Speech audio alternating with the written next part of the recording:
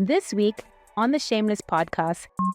By my honors degree, master's degree, and Ph.D. all was focused on machine learning, AI, fuzzy logic, reasoning systems, expert systems, genetic optimization, genetic algorithms, all of those kind of things. So I got really interested in that whole toolbox. And I just realized, wow, this stuff, we can do a lot of research here, but we can actually do meaningful stuff in the world.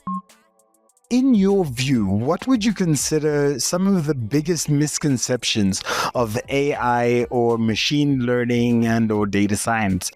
There's a lot of fear as well, fear-mongering, and especially obviously if you think about robots and think about Terminator and those kind of movies, that kind of conditioned humanity to a large extent in terms of how things can go wrong. And I think it's very important because with great power comes great responsibility.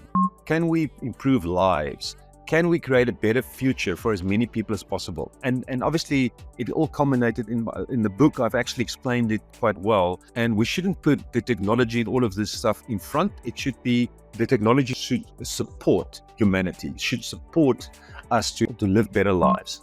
I think there's the opportunity to build more legacy. And I think this is what I'm looking at now. For me, it's more about creating the vehicles that can really make transformational change.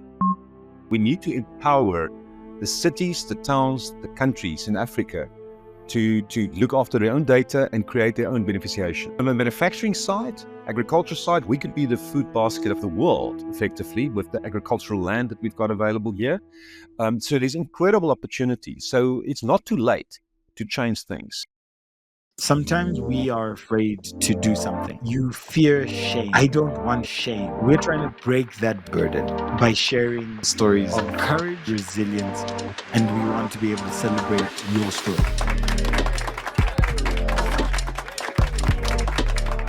Hello, and welcome to today's episode of Shameless. My name is Dzikamai Gangaidzo, and I'm your host. Today, we are joined with Dr. Jacques Ludik. How are you doing today?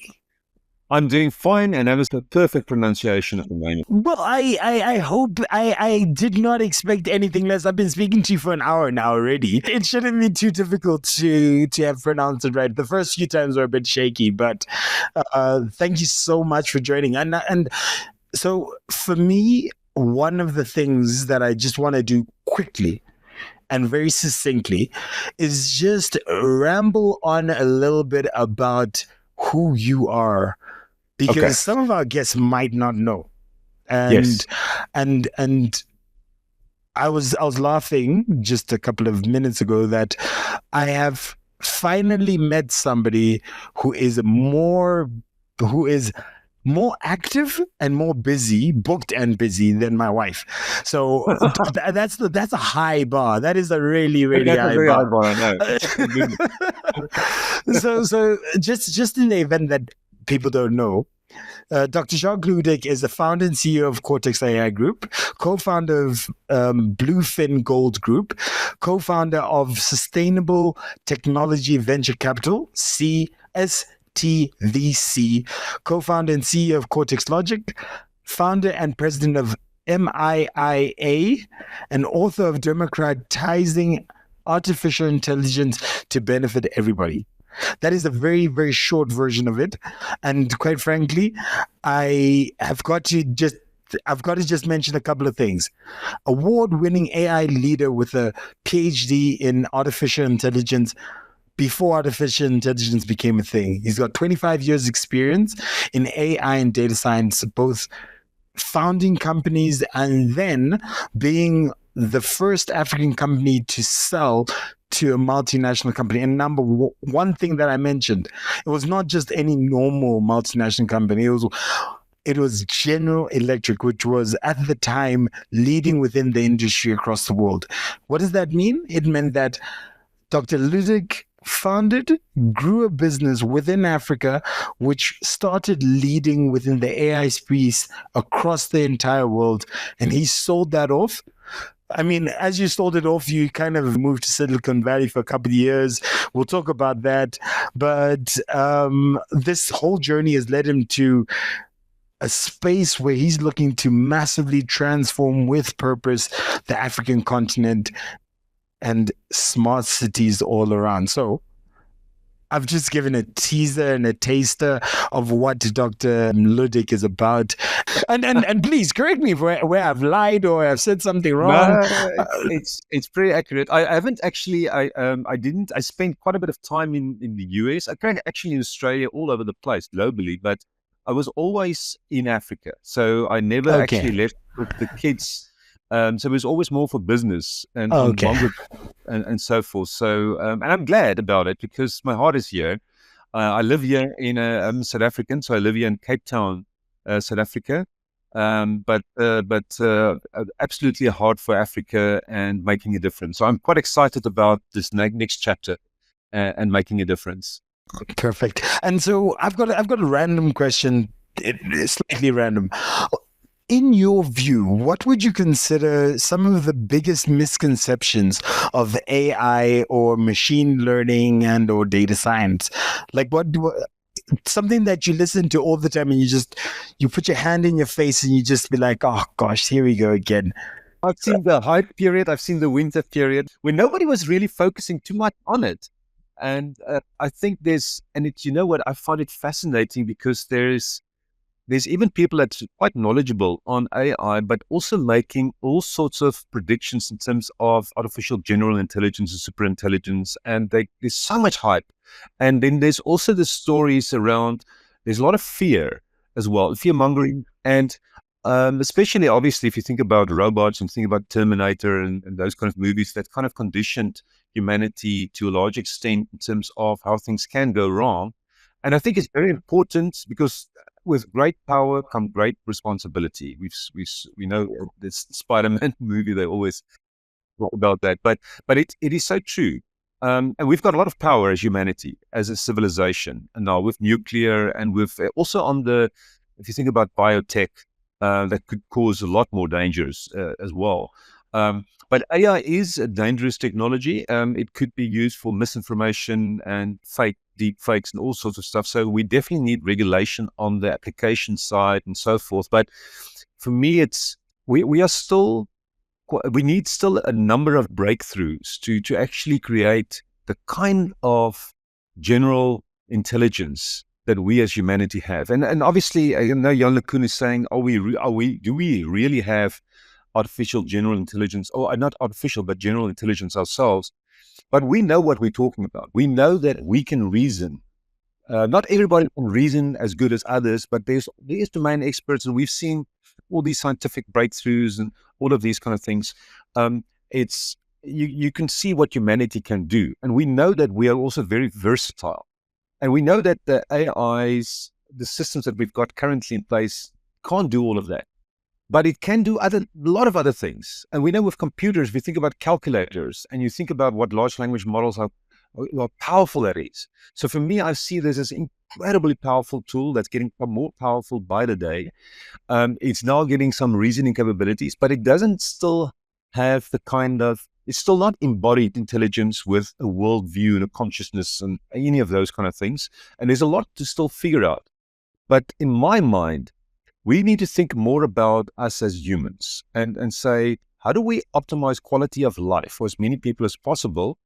And then say, okay, these technologies, these smart things that we develop, where should we curtail it, and what should we do to actually focus on the right things? Because it's almost like we're getting so curious, we're just developing without consideration of the impact. There's cause and effect as well. So we're sitting with technology where we can create a world of abundance. And I think I listened to a podcast, all-in podcast this morning, where Elon Musk was talking, and he's got this 80-20%. He thinks there's 80% chance now that we can create this abundant world and all of it. And I think there's a real possibilities there. There's no question about it. But we need to be really smart also. If we create all these general purpose robots and all sorts of stuff, we need to be smart about how it really complements us. So we almost getting ahead of ourselves a little bit. We're almost like children in a candy store, a candy shop, and we like trying new stuff out. And that's why in my book I talked about this massive transformative purpose for humanity, where I say we should evolve a dynamic, empathic. We need to have empathy, a prosperous, thriving, and self-optimizing civilization that benefits everyone in sustainable ways and in harmony with nature. So, and I think it's important that should be similar to when you talk about the North Star for transformational leader and what you're doing, that fits in beautifully with this MTP for humanity, because we want to empower individuals and we want to maximize quality of life, community building, virtues, character strength development, sense making. I think we struggle with sense making, standard of living, well-being, and meaningful living. So in my book, I talk about what does it mean to be human in the 21st century. And we need to be clear on those things. And I am the first part is that I want to talk about your book, but before I get into your book, I really want to maybe backtrack like way back. Okay, your upbringing, where you grew up. Yes. Are you able to just maybe paint that picture for me, please? Yeah, very, very quickly. So I was born near Cape Town under Table Mountain. So I don't know if you've been to Cape Town. Yes, I have. Beautiful. And Oranje Zee. So I was fortunate to be born here, and I grew up here as well. Spent most of my life here. I went to Stellenbosch University as well. I got interested. I always loved math, physics, nature, all of these things. I loved sports as well. So I was a balanced kind of kid at school and also at university. And I still love activities and stuff. But I really got interested. I obviously have a curious mind like you and most people. And I wanted to understand reality and also understand intelligence and understand the brain. And there's so many questions. Understand the universe, and all of these things, the meaning of life and so forth. So actually, I didn't put enough value on philosophy during the early years, because I was always the hard sciences, math and physics and chemistry and all these kind of things were more important for me. But I realized over time that philosophy, psychology, super important things to in a balanced world to have more wisdom. But anyway, so I started there. I got interested straight away in computers. So I got a computer in the late 80s while I'm still at school, and then I got obviously interested in programming. So I really thought, okay, I'm going to do at university computer science and math and applied math and physics, and I'm going to work in that area. And I said to myself, I want to do a PhD. I'm probably going to do it. I like being in that kind of world. And I just executed on all of that. And I was very fortunate with lots of bursaries and all sorts of stuff. And then as I grew and learned more about computer science, I got interested in AI, machine learning, and intelligence, and genetic algorithms as well, which is also mimicking nature. It's mimicking evolution and all of these things, and it's also some powerful technologies. But I've got a curious question around that. Nobody around the world was actually. This wasn't a buzzword at the time. Data, the word data itself wasn't used to the extent that it's used right now. So it was before the internet. It was before the internet. So surely at that moment you are swimming against the grade. You're really swimming against the current. This is not a fancy, a sexy thing that you're about to embark on. What did you see that made you go, I want more? Do you know what? Even when I looked, I mentioned earlier on also this PhD. After my PhD, I did some postdoc research with Professor Dan Stein and talking about actually looking at the brain, and we're building these models of brain disorders and stuff like that as well. So, but do you know what? It was still fascinating. It's still, even though there was not a lot of hype or anything around machine learning and AI. I was, maybe it's serendipity as well. I just discovered when you're in computer science, there's a few directions that you can go. There's obviously the internet just started because it was 98, and Google also started that time. And the Jeff Bezos went from Wall Street and he created Amazon. So I was in that kind of period where, and Elon Musk was also, didn't go to Stanford to do a PhD. He said, I want to do something on the internet here. I think this could be big. So the internet was clearly a big area to go into from a computer science and also technology perspective. But the other big area was around, for me, because I've been working in business. I was actually doing my honors degree, master's degree, and PhD all was focused on machine learning, AI, fuzzy logic, reasoning systems, expert systems, genetic optimization, genetic algorithms, all of those kind of things. So I got really interested in that whole toolbox, and I just realized, wow, this stuff, we can do a lot of research here, but we can actually do meaningful stuff in the world. So I also connected with some like-minded individuals. So I mentioned the chemical engineers that one chemical engineer I founded my first company, CC Systems, as well. And we both saw the potential there. And then I actually appointed my computer science and engineering students that I had appointed in my first company as well. And it was just on this path of, and they are still part of, they're actually still in General Electric. And they're sitting here in Technopark in Stellenbosch, actually. So it's very interesting. But anyway, so yeah, no, that's what got me interested. It was for me, there was just a few areas. There was obviously telecommunications, which was also another interesting area to look at, control systems, and then software programming. Well, it was obviously exploding with all the programming languages. So then you then just dive into this world where you saw a lot of opportunities. And so you then said that after your PhD, you then jumped straight into brain disorders and how... Yeah. But that was serendipitous as well, because my mother worked at psychiatry. She was in a department and she just then obviously within this community, people become aware that this Professor Dan Stein is actually Africa could be proud of him as well, by the way, because he's like he's more academic, but he's like a world leader in OCD and psychiatry and those kind of things as well. And at that time, he was not at the University of Cape Town, where he is right now. He was actually Stellenbosch, and we connected. I actually reached out a lot. I connected with not only my engineering colleagues, my chemical engineering, electronic engineering colleagues, but obviously I founded the business with them. But also with business school, I realized there's a lot of applications there. And then also with neuroscience and computer, because obviously if you do artificial neural networks, we are inspired by the brain. So it makes sense to connect with researchers, top researchers in that area. So that's how I got involved there.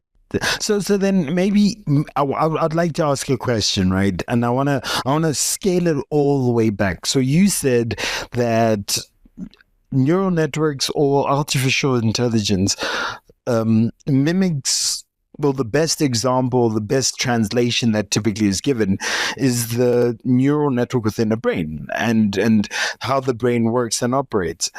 Yes. Are you able to maybe explain that probably to somebody who on a relatively basic level? Yes. So do you know what's fascinating? If you think about the human brain, because we could obviously ask questions: how do we generate release intelligent thoughts and these reasoning capabilities? What's happening here? And if you even look at just the visual cortex, the visual side of us, and which is such an important part of helping us to create this world model that we have in our brains about how the world works. Now, if you think about what's really happening in the brain on a very high level, the synapses, when neurons sending signals to other neurons, there is that is how it communicates. And the connection, the synapse is like the weight, the strength of the connection between it is where a lot of information is captured. And not only that, it's also the firing, the timing, the tempo of the firing of neurons. So there's things happening there. And now artificial neural networks is a very basic approximation of what's happening there, because instead of having neurons, we used to call about nodes. And then we're also connecting nodes like we're connecting neurons, and we also let them fire effectively. So they can be triggered to send signals to other neurons. And by updating the weights, that's basically the strength of the connections. It's actually changing the relationship between the nodes, because it's representing that. And if you do this in a layered fashion, like a multi-layered neural network, and like a hierarchical neural network going for all the way from inputs to outputs. So you've got inputs and then hidden nodes, which is like hidden layers, up to an output layer that produces an output, which could be something simple like a cat or a dog. And you need to say, do a classification.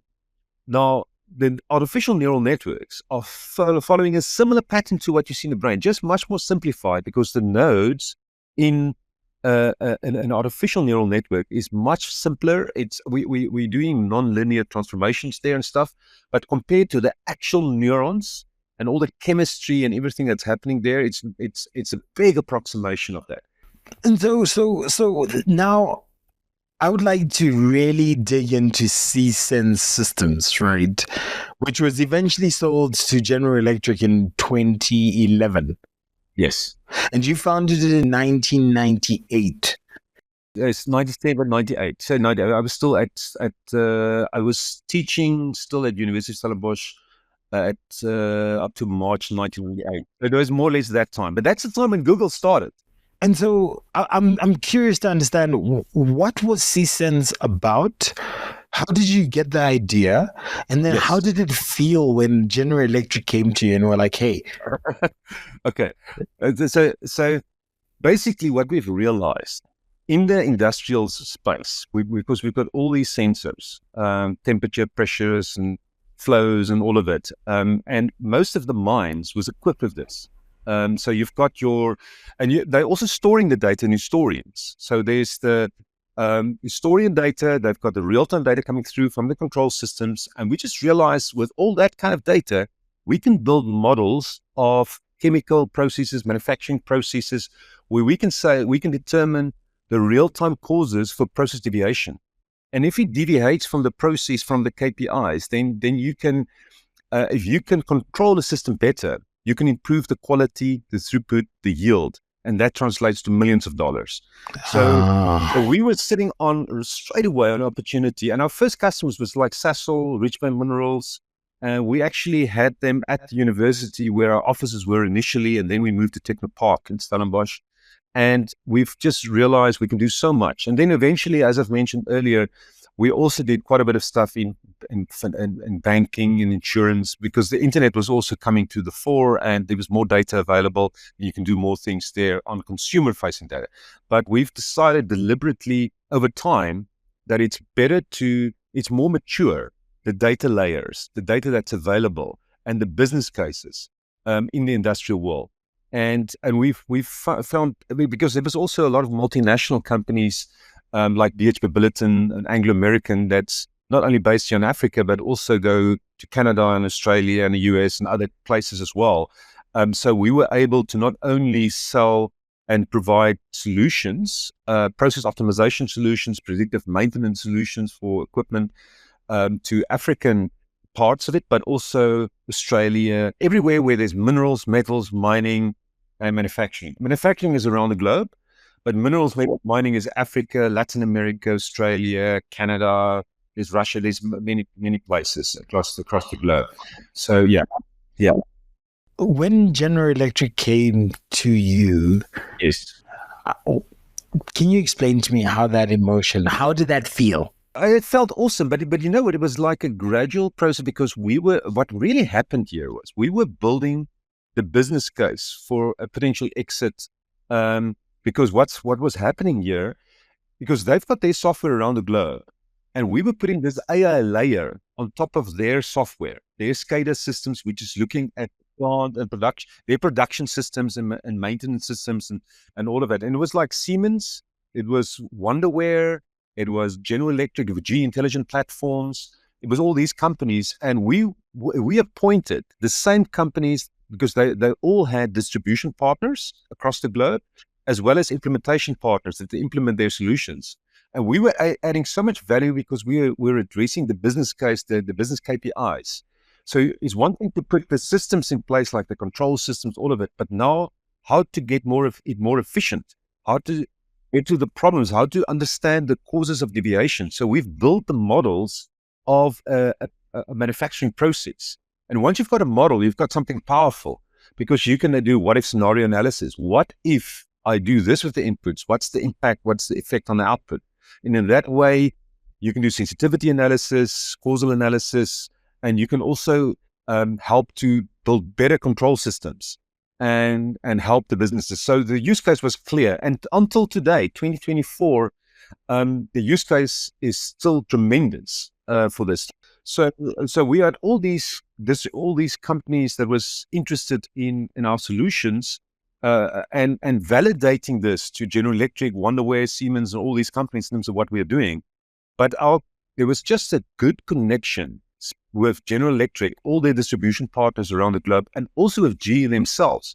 There was opportunities to do GE for GE, because GE was not only in the industrial space, they were doing like a bunch of other things, like things in transportation. They were doing like engines for a whole spectrum of things, like healthcare. Think about all the equipment that you use in healthcare, all the equipment you use in energy, all the different parts of equipment. We were can add value to that as well. Yeah. So we did an OEM agreement, so 2-year agreement from 2009 to 2011. And then that was very exciting, but we worked very closely with them. So it was almost like a given, because it was built, the business case was built. Okay. So you essentially became part of GE for that entire period. Yeah. And so when we got the OEM, we obviously need to say we can't work with Wonderware and Siemens anymore specifically. So we've actually put all our everything in that basket, the GE bar, effectively as well. But everything was set up, so that was great. And it was actually interesting because AI actually exploded after that. So we've kept the team, and we said, we're not going to sell, we're going to continue. It would have been very interesting because but that's the beauty of it all, because the question becomes now, was it the right time to exit, or should you have held on? And I think we said it's a good time. Yeah, no. Yeah, and we always make our bed there, and that was our goal, was to actually do that, and we've succeeded. So it was actually good. So and just maybe a question around that. So when had you always had that view of exiting? That's a very good question. I think there's the opportunity to build more legacy, and I think this is what I'm looking at now. I think we can build, for instance, the BlackRock of Africa, for instance, with Bluefin and some of the things we're busy with, and we can do things where we can create a legacy in Africa, and where now C-Sense and Cortex and all these kind of things is kind of building blocks for this kind of next chapter. That's how I'm seeing it here. So, but for me, it's more about creating the vehicles that can really make transformational change and bridging the gap in Africa. So it's becoming less about myself, or just maybe the companies or fame or whatever. For me, it's about it's really seeing, can we make a difference? Can we improve lives? Can we create a better future for as many people as possible? And obviously, it all culminated in the book. I've actually explained it quite well, or just articulated how I think about it. And we shouldn't put the technology and all of this stuff in front. It should be, the technology should support humanity, should support us to live better lives. And so, touching onto your book, Democratizing Artificial Intelligence to Benefit Everyone, Shaping a Better Future in the Smart Technology Era. Yes. What's that book about? Oh, that book, do you know what? I actually, in the book, I captured a little bit of the C-Sense story as well, especially in the chapters that talks about the applications in the industrial world. But it starts off, and it's anchored within this broader vision of why do we need all the technologies, the internet, even if you think about cars, all parts of technology should serve humanity. And for me, it was important to say, let's get to and that's why I ended the book with the last few chapters. It's actually talking about this problematic trajectory that humanity is on. We see the problems even with the internet and social media, the good and the bad, we know there's a lot of bad. And we know that AI can be also applied in ways that's detrimental. So there is, if you really think about it, I actually have, in my book, I talk about the risks, concerns, and challenges for society. And I talk about human agency, data abuse, mayhem, job loss, dependence locking. I'm concerned about surveillance capitalism that the tech giants do. I'm concerned about state surveillance, because I think that people as individuals to optimize quality of life, I think it's important for people to feel that they've got agency, that they've got freedom. And so we need to get that balance right between the individual and the collective. That's why even what China is doing, or any authoritarian type of environment, is a problem. But China is also doing some good things as well, because they're thinking about the future and they're thinking about the collectiveness. And I think we need to get a balance between the individual freedom, and you see this play out now, right now, in democracy in the West specifically. Africa talks about Ubuntu, and actually in the book I talk about also the team. And I think we need to get the middle ground, and maybe we do it here in Africa. We can, and even Latin America is also talking about, there's some elements of this as well. And we need to get that fine balance between individual freedom and what's good for the collective. So yeah. So I've got a question. Yes. As a continent, yes, within this world where data becomes the king, or we could become a subject to the tools that we create. The tools are before the humanity. Yes. We are, as a continent, consumers of this world as opposed to driving this world forward. And I want to use the example of TikTok. In the US, in the West, there's this big drive around TikTok is bad. We need to ensure that we are not having this external influence, data being captured, algorithms being driven back, and driving the collective narrative and the mindset of our society.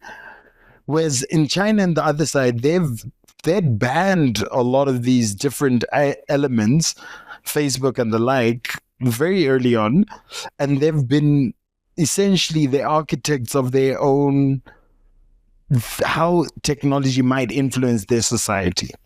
Great. And Africa, we're just selling our souls either to the West or the East and giving out our data. And really, the society that we talk about is really being shaped through these social lenses and the data and the algorithms. How do we then now change that narrative? How do we now become participants in the world as opposed to just people just consuming whatever is fed back to us? That is I talk about this in my book as well, but I think that what you just said there is incredibly important. And I think we've got an opportunity to create our own super platform, similar to what China has done, and make sure that, because the influence is incredible right now. I think if you think about Facebook, WhatsApp, Instagram, all because Africa is more exposed, I think, to the US-based tech giants and social media players right now. And it's already far on that path. So it needs to be really smart. But I do think there's an opportunity to create kind of our own WeChat and do something more realistically for the African continent. And I'm currently very interested in that. I think very important that Africa should not be exploited anymore. We need to create our own beneficiation right here. We've got the raw materials. We should have the energy solutions, the internet access. Yes, we'll probably be dependent on Starlink and all of those. There'll be those collaborations. I want a video to help us with data centers and some of the equipment that we need in there. But we need to empower the cities, the towns, the countries in Africa to look after their own data and create their own beneficiation. And on the manufacturing side, agriculture side, we could be the food basket of Africa, of the world, effectively, with the agricultural land that we've got available here. So there's incredible opportunity. So it's not too late to change things. And so I'm gonna touch on, or I would love to hear your take around smart cities, because the idea of us not being exploited, for us thriving within manufacturing industry, within the agricultural space, the impact that we could have with either health, the deployment of such technologies within the health industries and educational industries. All of those things, almost in my mind, means that we should probably redefine what a village might look like, what a city, what a town, what does that look like to you? And maybe in this question, it's really in reference to smart cities. Yes. So I actually have a kind of a definition within African context. So a smart city in an African context, for me, it refers to urban areas. And now obviously we can take this to towns and villages. And in my book, I talk about more a decentralized world. I think it's very important for humanity to have a strong decentralized world where we not only have the power in cities, but it should be spread out. And that's why Africa needs to be empowered as well. But a smart city in the African context refer to urban areas that uses technology, data, innovation to address urban challenges, obviously the challenges in the city, in the town, enhance the city or town services, and improve the quality of life while also ensuring inclusivity. So you want to make sure there's inclusivity, you include everyone, and sustainability is hugely important. We obviously talk about climate change and all these things, so that's important. So African smart cities across, well, I know there's in Zambia. As a matter of fact, I spoke today with someone in Zambia that talks about a smart city there as well. But in Kenya, Nigeria, South Africa, many of these countries that's leading, they are using technologies like Internet of Things, AI, renewable energy solutions. And I think there is incredible opportunities around that. I think what makes it different, I think then, say, if we look at African smart cities to developing regions, I think the smart city projects in Africa focus heavily on addressing basic infrastructural needs alongside technological advancements. And unlike, say, the developed regions where the focus is on optimizing and efficiency, African cities prioritize, say, access to energy, water, affordable internet, where we just talk about Starlink that can be very effective in rural areas, for instance. But there's therefore a kind of a unique opportunity in leapfrogging traditional development stages through direct adoption of advanced technologies like AI and mobile payment systems, like we've seen in Kenya, like mobile money, renewable energy solutions, all of these kind of things. And there's also this kind of IEEE standard P7803.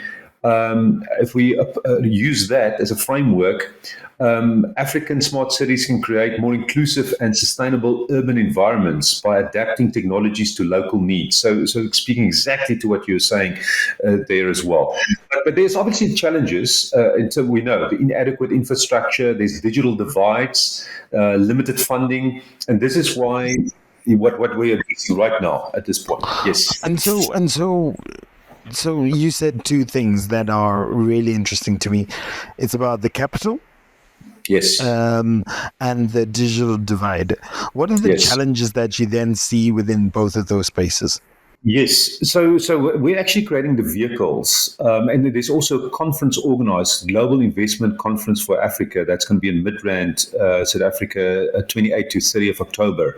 If you go to gifa-inc.com, you can get more details there. There's also other conferences that I've seen. Africa, they want to create an Africa Economic Forum. And those like the World Economic Forum, Africa one as well. So there's a lot of focus on attracting investment into Africa at the moment, specifically for this. So I've mentioned the challenges like inadequate infrastructure, digital divides, and limited funding, but we can address that now with proper funding and proper application of these funds. So that's why the Sustainable Development Technology Venture Capital Fund of funds that I also talked about.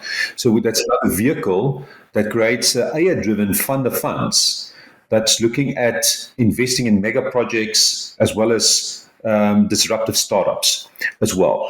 And that is translating to physical changes on the ground. Absolutely. So we're looking at rebuilding cities, rebuilding towns, and with the right framework and right infrastructure. And there's going to be a lot of that happening across the continent. There's lots of projects available for that. And that's what Bluefin Gold is focused on, Cortex, all of these things is going to, and obviously STVC as well as a venture capital fund of funds. So we've got plenty of opportunities to make a difference. And obviously we need to look at the partnerships with the likes of, say, Starlink, for instance, if you think about internet. But then we do have fiber optics, and we've got the mobile network operators putting a lot of infrastructure. You've got Vodacom, MTN, Airtel, a lot of these mobile network operators that still play a very important role, especially in cities with 5G, 6G, etc. But we need to get the energy right. So there's also focus on things like small modular nuclear reactors and solar energy solutions, all of those kind of things is very important because we need to fix electricity. We can't have load shedding across the continent. This is just crazy. So that is important. Water is important. Sewage, all of those kind of basic infrastructure will improve quality of life. Social housing, roads, oil refineries, and then the manufacturing and agriculture. We've got to create this local economy. So there's a lot of things here. And then obviously healthcare, education, it should be available to everyone. We should be really thinking how do we make it bring the cost down and make it, and I think that's going to be super possible.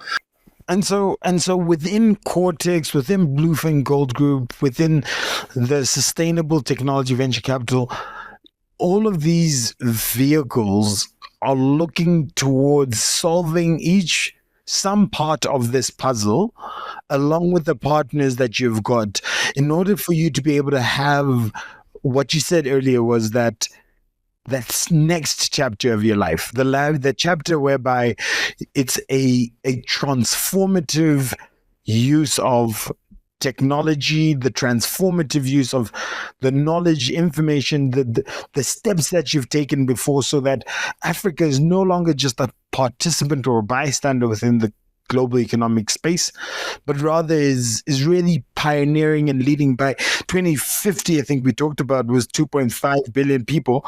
Why can't we be?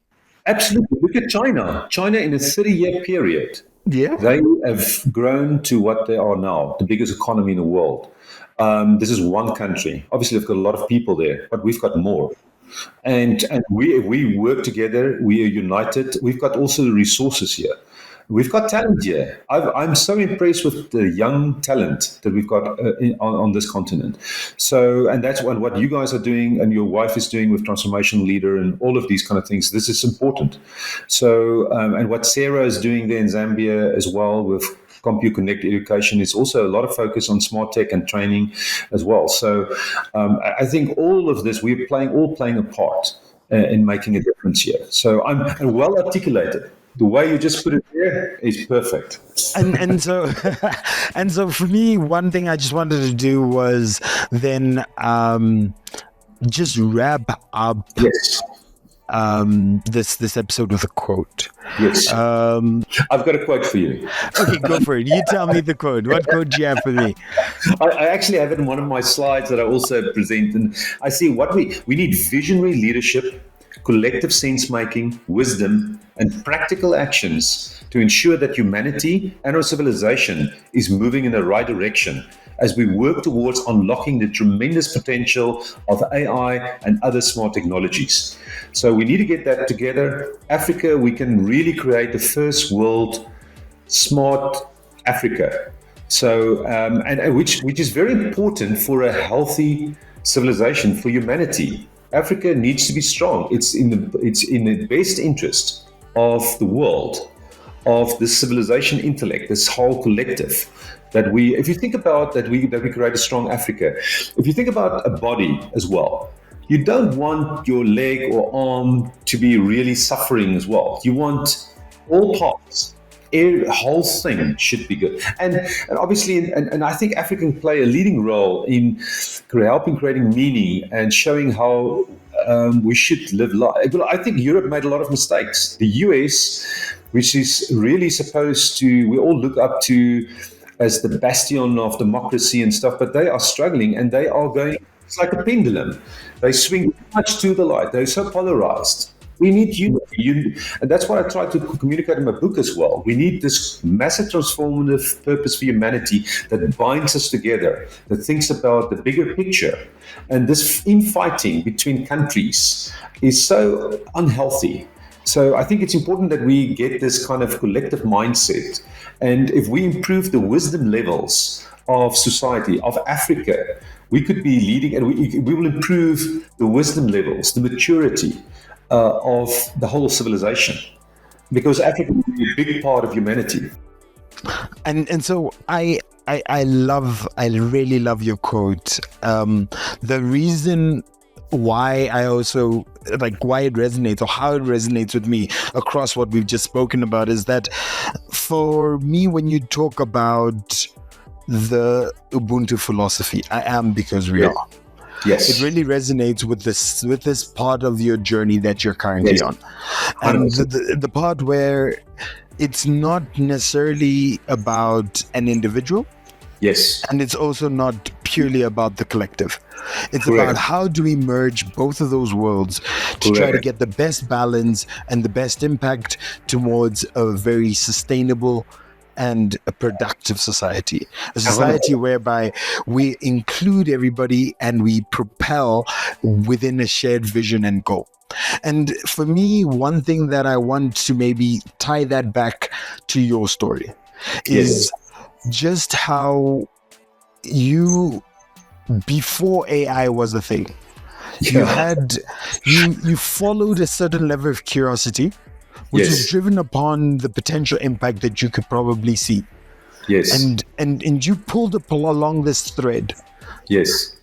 Moved into the space where you were a lecturer and professor within Stellenbosch University, and you found yourself over a 14-year window at the center, at the climax, the epitome of what is the AI space. And General Electric came to you and said, "Hey, Jacques, we love what you're doing. We want to take this from you." And that really showed for me that even as a community, we have a lot to offer. We can contribute beyond just our space, local space, and we can contribute far beyond that. And your vision, your curiosity, your drive then led you into making that sale, going forward and really exploding within the AI space. And really, now that you ventured in and you've started your venture capital fund, you're running with Vive, the mental health platform, and really looking to touch across multiple spaces. And we didn't even talk about, I think it's Jumo. Yes. I mean, you are really pushing the boundaries, pushing the needle across multiple spaces, and how we leverage technology to make this as effective and as powerful as we can. Though the world is littered with opportunities, you're not wary of the risks associated with what we're trying to do. And I really admire the work that you're doing, because we need more people like you. And the work that the example that you set for us is something that really not only inspires but equips future generations to be able to carry on the work that you've already started building. And so, yes, we talk about Africa, but even within a global environment, the work and the efforts to make this collective vision the future is something that I know is a story to watch. And I look forward to maybe not only just watching, but to contribute as far and as much as we can towards this journey and towards the wonderful things that you have got in mind. So, Dr. Jacques Ludik, thank you so much for joining us today on the Shameless podcast. Thank you so much. You were so articulate. You're so kind. Thank you very much. Thank you for joining us today. If you've enjoyed our conversations and you want to have more insightful discussions and hear from other incredible guests, don't forget to hit that like button and subscribe to our channel. Your support helps us to grow and continue bringing this amazing content. Thanks for joining in.